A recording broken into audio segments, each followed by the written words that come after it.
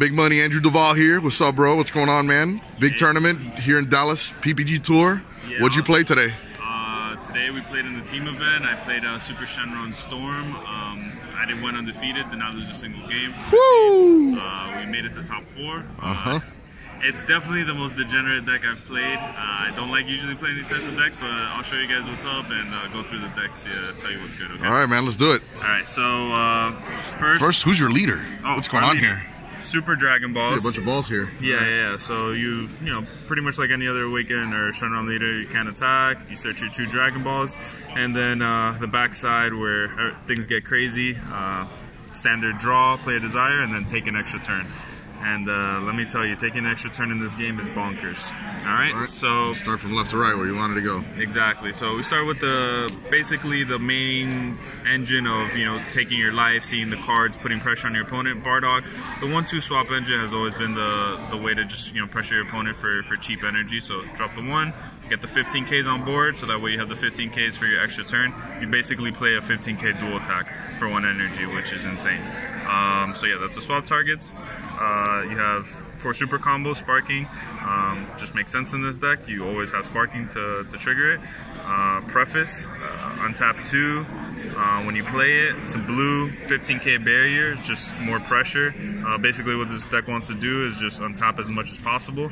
So this guy is just another way that you can do that. Although you don't plus, it's still a 15K body, so going into your extra turn, you having a few of these out is pretty good.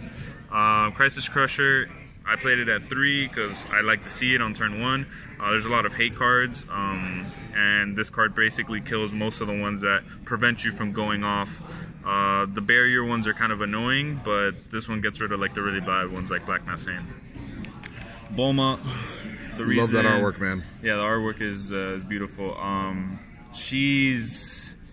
She doesn't look powerful, but she's extremely powerful. She gets you to your extra turn. She draws you a card. She's ends up being with Child's Wish a free 5K combo plus draw a card, which is insane in this game. The amount of combo power that this deck can generate over 2 turns, over the kill turns, is absurd. Like, no deck can handle that. Not even a Janemba, not anything at all. Okay. It's very powerful. Here we have this guy, just a 1-of. He came in clutch. Every time I played this guy, it felt like they just had no chance. I basically get to dig my life to 1. So I get to see all of my life, throw it in, dump it into combo power, and just reshuffle it back into my deck on the extra turn and then do it again with him. He was insane. Scientist Fu, the classic guy we draw in. We just gotta make sure that you have an overwhelm. I played 1 Fu and 1 Mirror for this reason. So the Fu gets you out of situations where maybe you get Bloodlusted or Nimbused out of a turn and they don't expect you to go for game, and then all of a sudden you just have Fu. And then Mira is basically, I'm just gonna slowly whittle you down until you go to 1 life, and at that point this guy just kills you. So they're both really good finishers in this deck. Sometimes you can set up where you overwhelm on your first turn, usually the Mirror, and on your second turn the Fu, something like that. You get the maximum value. Obviously, for 7 Dragon Balls, you need to Awaken. 3 Personal Ambition. You can play it at 4, but 3 felt right.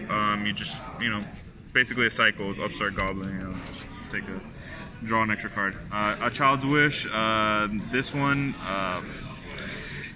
I have doubts about whether this card should be in the game. After playing today, just the amount of things that you can do, it's just unfair. I personally think this is the card that needs to get hit in this deck. It just lets you do too much. I know it's in other decks, but it can be broken. This card is too easily broken. This is the one that really needs to be looked at before anything else. I think it really needs to be playing things for free with your wish leaders is not fair. It's just not fair. They have an energy cost for a reason, and this just makes it so they have none. Successor. We dig through the deck.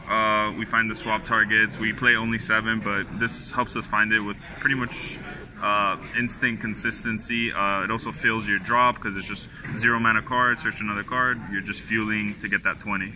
Dragon Radar, what can I say? I mean, Once you have Dragon Radar, you can just keep doing what you're doing. The engine just keeps spinning. Grab back 2 Child's Wishes, bring back 2 Bomas, play a bean, do it again, do it again, do it again, and eventually your opponent's going to run out of resources. It's a 2-for-1. 1 mana, draw 2 cards. 1 mana, draw 2 cards. 1 mana, draw 2 cards.